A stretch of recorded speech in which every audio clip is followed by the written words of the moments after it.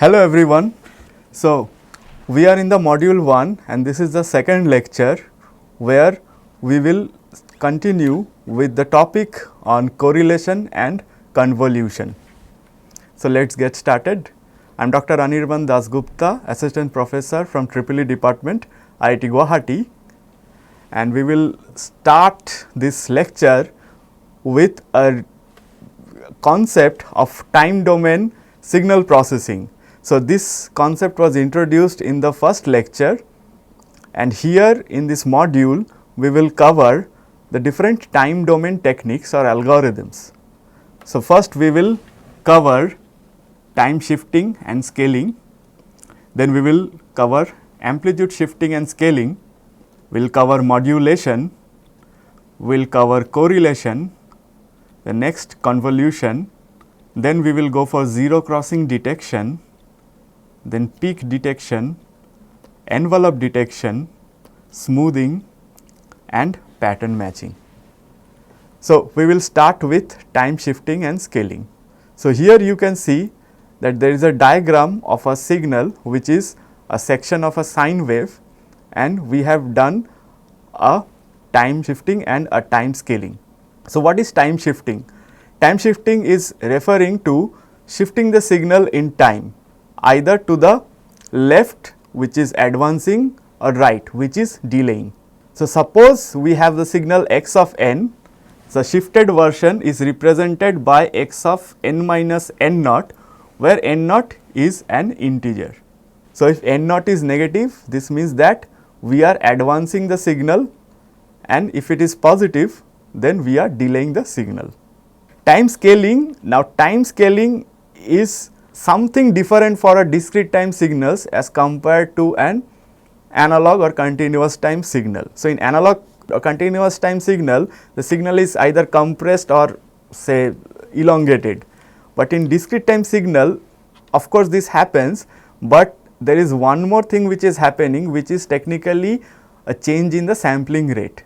Because for example, if I have a signal x of n, then x of 2n is basically I am downsampling the signal because I am picking every even point of the signal.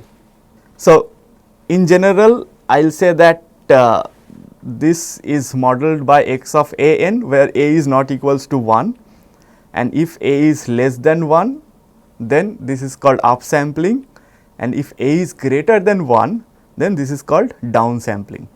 Now, since we are talking about time domain algorithms, or this course is a course on signal processing algorithms, so I would like to talk about time complexity, and this time complexity is order of n for a signal of length n, because you are operating or you are running the loop for every point of the signal. The next algorithm is amplitude shifting and scaling. So, these are very simple algorithms, so I am going a bit fast. So, amplitude shifting is now shifting the signal vertically. So, in time we were shifting it horizontally. So, here this is given mathematically by y of n is x of n plus c. Now, here we can see that this is my original signal, and by shifting the amplitude by a factor say 0.5, it is shifted above the along the y axis. Now, amplitude scaling is similarly shrinking or expanding the signal. It is kind of having a signal gain, like say my audio is of low volume, I want to increase the volume, so I can do an amplitude scaling, and this is just multiplying with a scalar, and this algorithm will also have a time complexity of O of n. The third algorithm or the third kind of problem is signal modulation, and modulation, to put it simple, it is just multiplying two signals, and since we are multiplying them point wise, like x1 n dot x2 n means y0 will be x10 into x20, y1 will be x11 into x21. So, the signal lengths typically must be same. If they are not same, then some kind of zero padding is done. Zero padding means adding some extra zeros, so that dot product of this vector can be taken. and this modulation process is very common in communication systems, which is used to transmit signals over long distances. So, here if you see, this is a baseband signal, or this is called a message signal, and this is typically the carrier signal. So, these two signals are modulated, that is multiplied pointwise. This is also called amplitude modulation, and this will also have order of n complexity for two signals having length n. Now, coming to correlation, which is a very important concept in signal processing. What is correlation? So, in English we say when we are having some synonyms, we try to correlate situations, something like that. So, in the context of signals, it is a measure of similarity. So, if there are two signals, so correlation is a measure of how much similar the signals are, and this is very much useful in radar and sonar systems to find the location of target. So, what it's done is there is a transmitted signal and there is a reflected signal, and the lag is actually telling about the distance or where the target is. It is also used in operations like template matching in image processing. So, correlation is typically of two types. One is cross correlation, where we are finding similarities between two different signals, and autocorrelation, which means within the same signal, like the delayed version of a signal, how much they are correlated. Like say I am speaking, and in another audio also I am speaking, but this I am saying the same word hello, but there is a delay in recording. So, by using autocorrelation I can match how much there is a lag.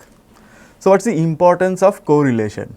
So, first is signal comparison, like as I said that I want to compare two signals. Also estimating time delay between two signals or between own signal and its delayed version. Correlation is also useful in noise reduction and in system analysis. So, in signal comparison, so in pattern recognition and template matching, it is very useful. In time delay estimation, like I said, in radar and sonar, so this is used for target localization by observing the delay of the transmitted and the received signal.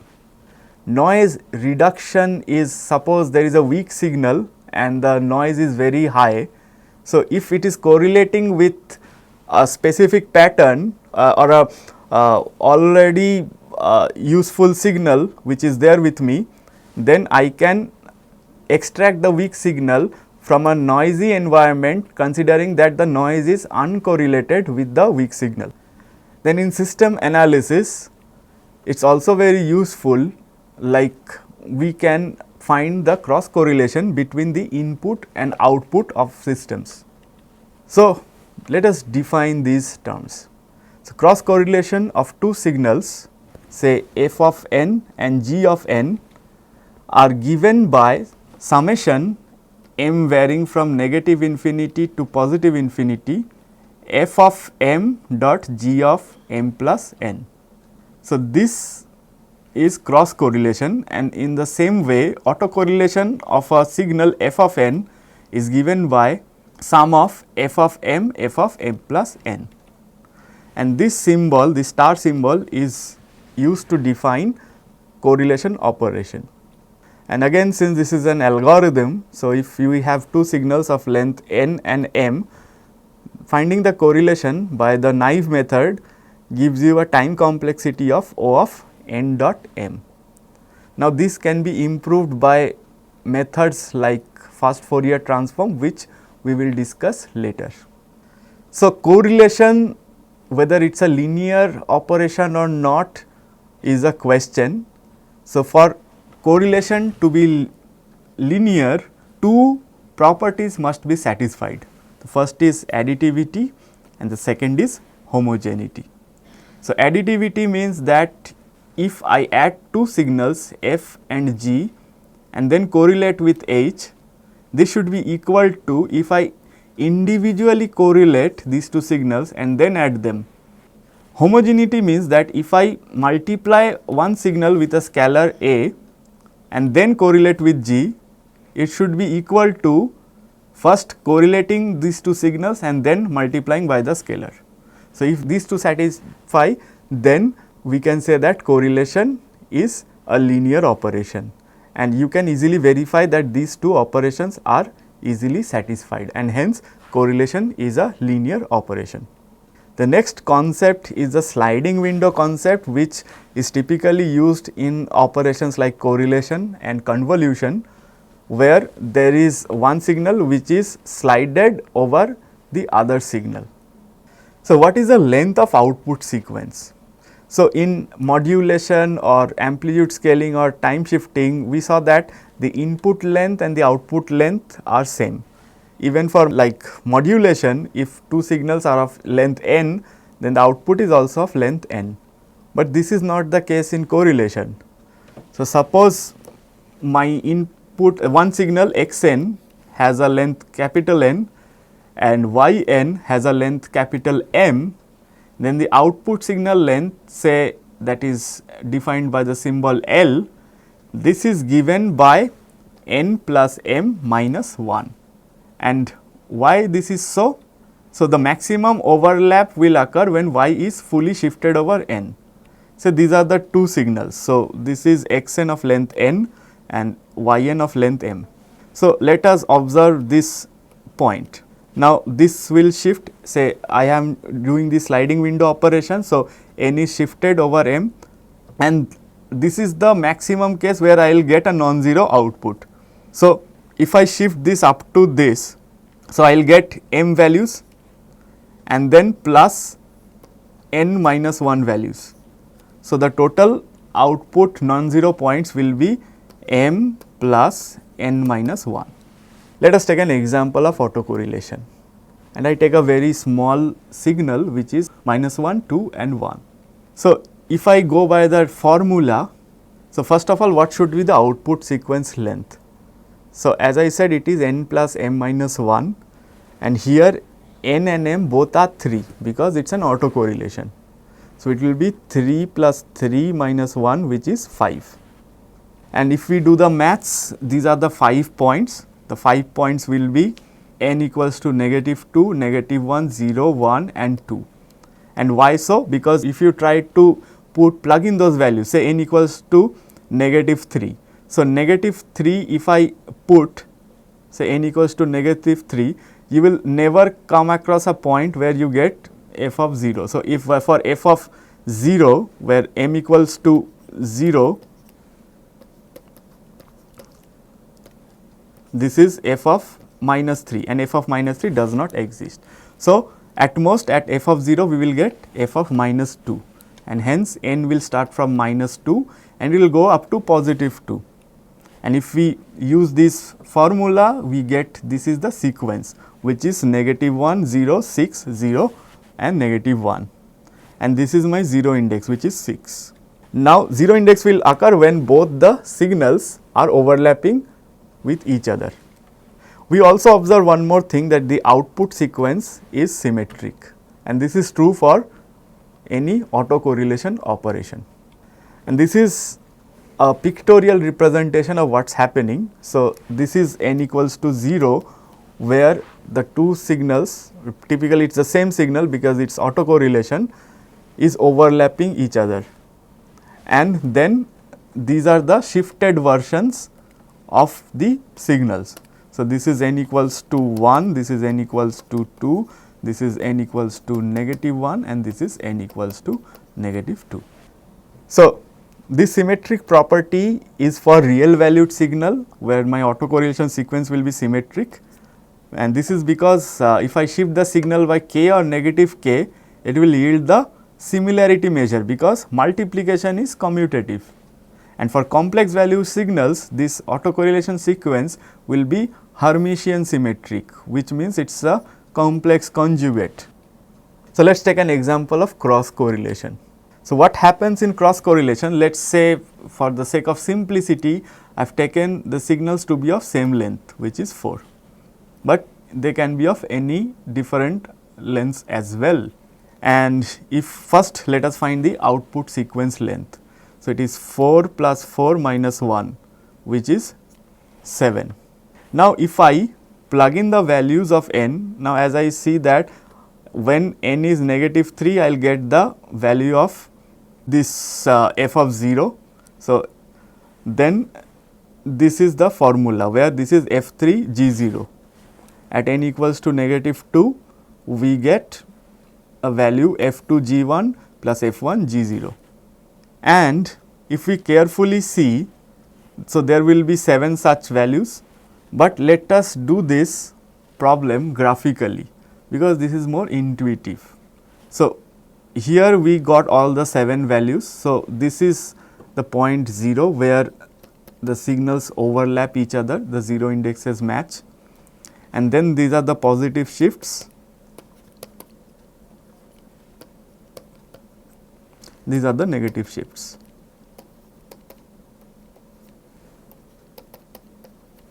So, in this manner we get this output sequence with the 0 being at the value of 8. So, one challenge in this correlation or even convolution is handling the boundary conditions, and because of this the signal boundaries get distorted. So, the most common solution to this is zero padding, which means that, so technically what you are doing, I will say that I just multiplied 6 and 2, but essentially you have to do a vector operation. Why vector operation? That we will understand when we study the architectures, because this is like a dot product of two vectors. So, if I say dot product, these two vectors should be of same length. So, how to make that? So, by zero padding. So, now by zero padding these two vectors become equal length, and now I can easily take the dot product, which is basically the correlation. So, how many zeros we need to pad? This is the length of the kernel and the number of overlapping points. Like in this case, I will see the kernel length is 5 and there is only one overlap. So, 4 zeros I have to pad. In this case, my kernel length is 4 and one overlapping point. So, I have to pad 3 zeros. So, this method often can result in still some artifacts at the boundary. So, another better method is to use edge replication instead of zero padding. So, here like you can see that the edges are replicated, the edge values is repeated. Now, this is somewhat better compared to zero padding, but this also sometimes can add some artificial discontinuity at the borders. So, these are now typically solved by some post processing methods, by some filtering or something else, which we can discuss in some later lectures. What is the other method of computing correlation? So, the other method of computing correlation is that correlation can be interpreted as inner product of two signals, and what this inner product measure is that it is a projection of one signal onto the other. Let us take the same two signals, and now we will find correlation using matrix multiplication. So, the first signal we write down as it is and then pad these many zeros. Why? Because now we know that the signal output length would be 7, and in the second column we just rotate it one down and put a 0 here, and similarly we do it for 4 values, and these are the 4 values of the other signal. Now, if we multiply, we get this signal as the output, and if you verify it, this is same as the output which we got by the formula as well as using the graphical method. So, all the 3 methods are leading to the same result, and this is the one more takeaway. Since this can be computed as a matrix multiplication, you can say that this operation is a linear operation. Another interesting property is that this cross correlation is not commutative in nature. And why this is so? Because say I want to find the cross correlation of two signals f and g. So, for specific value of m, say at m equals to 0, I get the value as f0 g0 plus f1 g1 plus f2 g2. Now, this may be same for the first case, but for m equals to 1, we see that for the first case f correlated with g, it is F0 G1, F1 G2 and F2 G3, while G correlated with F gives me G0 F1, G1 F2 and G2 F3, and now these two will not be same, it may not be same because these values will be different. So, F0 G1 is not equals to G0 F1 and the sum might not be same. Even if it is same, that may be a pure coincidence for some specific value of m. So, in general the cross correlation operation is not commutative. Now, coming to convolution. So, convolution is very much similar to correlation with a small change that here I have n minus k, and this symbol is indicating linear convolution, and this n is indicating the shift of the output signal relative to the input. So, what about the complexity? Since correlation and convolution are of similar nature, having similar number of operations, so you can say, or you can say the naive way of computing convolution is O of n dot m.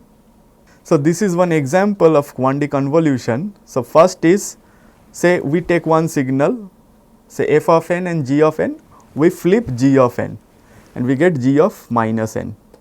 Now, we will shift the flipped signal g of n across f of n and shift, multiply and add those, shift, multiply, add, shift, multiply, add, and each stage will give me the output values.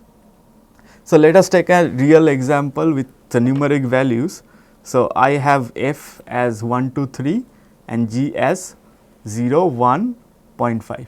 So, the output length is typically, so I can say technically, although it is given 0, 1 and 0.5. So, everything beyond is 0. So, this length is basically of length 2. So, it will be 3, it will be of length 2. So, 3 plus 2 minus 1 is 4. And now, if we use the formula and we find out, we will get all the values.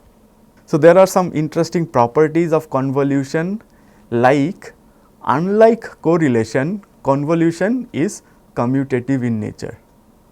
So, f convolved with g is equal to g convolved with f, and the order does not really affect the result.